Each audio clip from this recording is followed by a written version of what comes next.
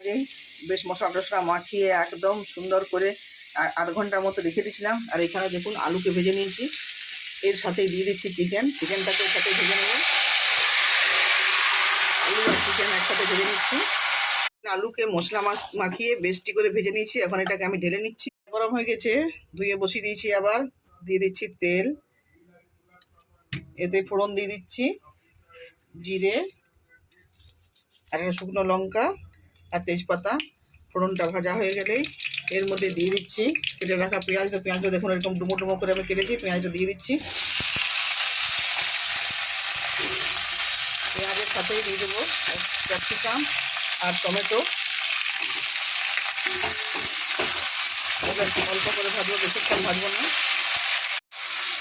পেঁয়াজ, capsicum, tomato আর কয়েকটা কাঁচা লঙ্কা দিয়ে কিছুক্ষণ নেড়ে নিয়েছি, বেশি কিন্তু আমি ভাজিনি।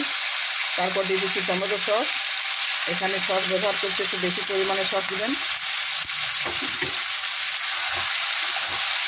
সসটা দিয়ে একটু সামান্য মশলাটাকে কষিয়ে নিয়ে, মশলা বলতে এখানে শুধু আছে ক্যাপসিকাম, পেঁয়াজ, টমেটো, কাঁচা লঙ্কা।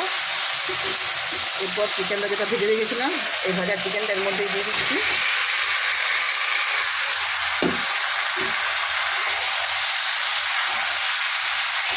ভালো করে কষিয়ে নিচ্ছি এই মশলাগুলোর সাথে।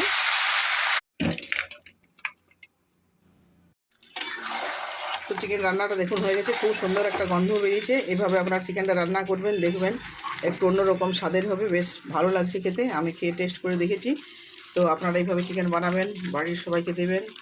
সবাই ভালো থাকবেন, সুস্থ থাকবেন।